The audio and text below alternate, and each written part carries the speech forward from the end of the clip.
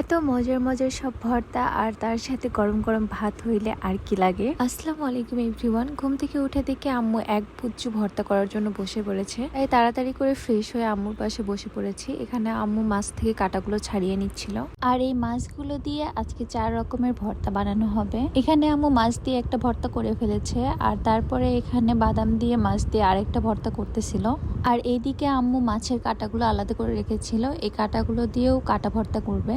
আর এইদিকে আম্মু আলু আর পটল ভেজে রেখেছিল পটল ভর্তা করার জন্য, আর তার পাশে হচ্ছে ডাল সেদ্ধ করে রেখেছিল ডাল ভর্তা করার জন্য। আর আমি আর আমার বোন বসে বসে ভর্তা করা দেখতেছিলাম। অন্যান্য সব তরকারির চেয়ে ভর্তা ভাত আমার অনেক বেশি পছন্দ। তো দেখতে দেখতেই বাদাম ভর্তাটা করা হয়ে গেল। আর তারপর আমি আম্মুকে বলেছিলাম যে পটল ভর্তাটা আমি করব, তাই পরের পটল ভর্তাটা আমি করেছিলাম, তাই সেটা আর ভিডিও করিনি। আর এই তো আমার পটল ভর্তা করা শেষ। আর লাস্ট হচ্ছে ডাল ভর্তাটা আমার বোন করেছিল, সুইটি।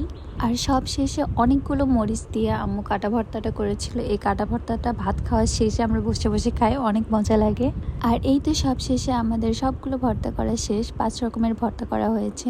আর এই ভর্তাগুলো দেখে আমি লোভ সামলাইতে না পেরে তাড়াতাড়ি গরম গরম ভাত নিয়ে বসে পড়েছি। গরম গরম ভাত, সাথে এক টুকরো লেবু, আর মজার মজার সব ঝাল ঝাল ভর্তা। অনেক মজা করে খেয়েছি। আর খাইতে খাইতে একটু ভিডিও করে নিয়েছি। আমার মুখবাং ভিডিওগুলো অনেক বেশি ভালো লাগে, তাই ভাবলাম আজকে আমিও খাইতে খাইতে একটু ভিডিও করি। ভর্তা ভাতের সাথে আর কোনো কিছুর কোনো তুলনা হয় না। মাংস ভাতের চেয়েও এই ভর্তা ভাত আমার অনেক বেশি ভালো লাগে। তো আজকের ভিডিও এই পর্যন্তই। সবাই ভালো থাকবেন, সুস্থ থাকবেন। আল্লাহ হাফেজ।